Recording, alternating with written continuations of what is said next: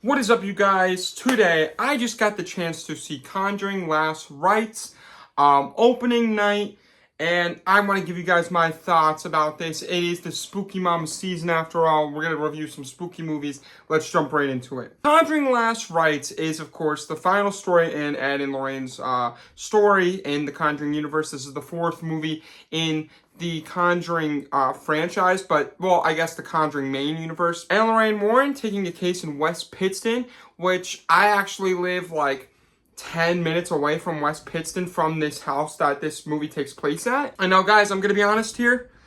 I've never seen the Conjuring movies.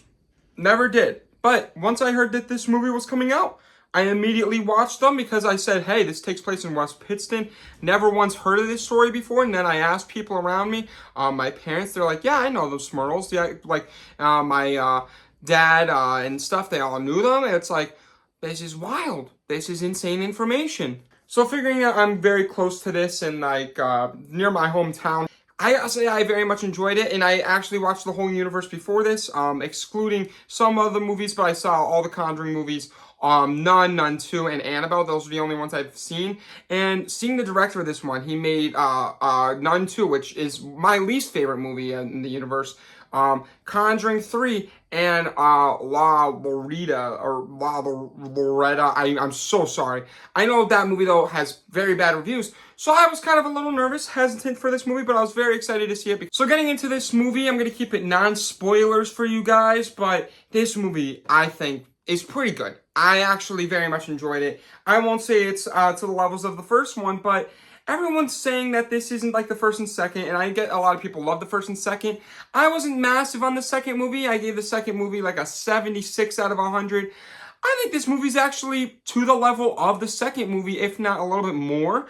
And I'm trying to like stay away from recency bias, but there's a few jump scares within this movie that do get me. But I will say a lot of the jump scares within this movie are very predictable. You see them coming a mile away, like most of the Conjuring movies, but they still get me every time. It's weird. And I think my main problem with Conjuring 3, which was the same director as this movie, is there wasn't enough sauce in that movie because, of course, James Wan directed the first and second Conjuring movies. James Wan is a master at cinematography and filmmaking that, like, even Aquaman, Malignant, Saw, he knows how to work a camera very well. And I think that that's what the third one was missing. But I think that this movie has the presence of a James Wan feel to it, and it's because maybe James Wan produces it. And I really like that. I really liked some of the cinematography in this, and it felt like the first Conjuring movie almost. This movie is 2 hours and roughly 20 minutes long, almost a Marvel movie length. And I know a lot of people are going to be hesitant with that, but I think since this is the conclusion of the Ed and Lorraine story, it kind of gets you on a story. It's going to tie everything together. And I think that's very nice. And honestly, the introduction, it is a little lengthy. It is a little long, but it sets up the story greatly. And I think it actually works very well in the end. When it gets to the ending and the reveal and like who's behind these demons and stuff, I think that's when the story kind of gets a little lazy at times. I'm not quite sure. I felt like it was kind of a little lackluster at points when it comes to that, especially how they really kind of defeat the demon and stuff. I think that's the only like big criticism that comes to mind because like in the first movie, the reasoning as to why the demons are there and stuff, it makes like sense. Like it's like, wow, even the second movie, it's like, oh geez, this is terrifying. But the third one, I'm like, or the third one, I meant not the third one. The third one's, I don't care about the demon at all, man. It's awful. But the fourth one, the demon's reasons why to be there, I don't know. It's like, it's okay. It's whatever. But hey, it's pretty good. I don't hate it. I just don't love it as much as the first and second reasonings why, like the first and second movies, as to the reasoning why the demon's there. But I will say I definitely enjoyed the demons themselves. Like, I think this is honestly one of my favorite villains in the Conjuring universe. Like, this man is an insane guy with like an axe, and whenever he was on screen, dude, his presence, no, I was like, that's horrendously scary. He's just carrying around an axe, he's laughing and chopping your head off. Like, dude, what? That's crazy. And I think that this movie very much wraps up the Conjuring universe movies very well.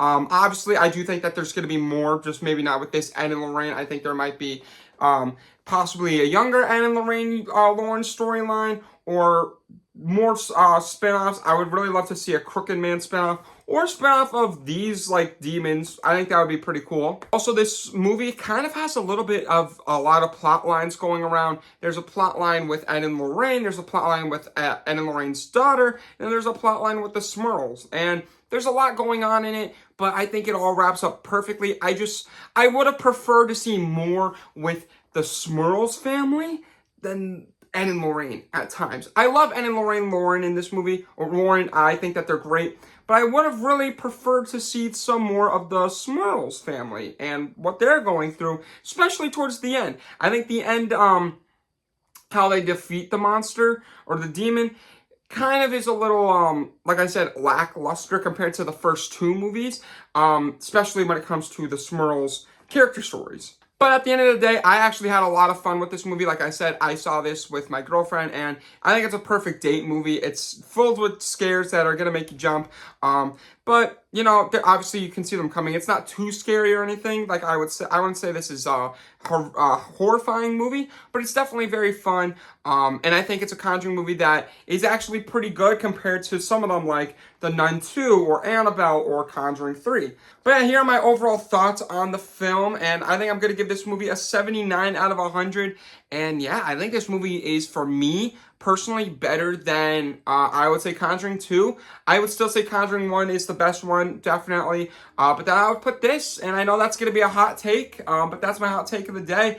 I actually really enjoyed this movie, and maybe it's because I'm like a local of West Pittston. And also, by the way, they make West Pittston look like it's like a factory farmville. It's not. Like, it's not like a gray smoke cloud, but like, I just don't get that. Like, it's not like these, like, it looks like it's a Willy Wonka factory that's like massive. There's no real big factories like that, at least anymore in West Pittston. I don't know if there was in the 80s. I may have to do my research, but just crazy. So yeah, let me know your thoughts on this movie in the comments below. What is your favorite Conjuring movie? Did you like this movie? Did you not? But yeah, with all that being said, thank you so much for watching. If you like this video, make sure you like it. If you really like it, make sure you subscribe. And if you want to see future videos like this, make sure you hit that bell in the description down below. And go follow my Letterboxd and TikTok. Yeah, with all that being said, thank you so much for watching. Digital out. Peace.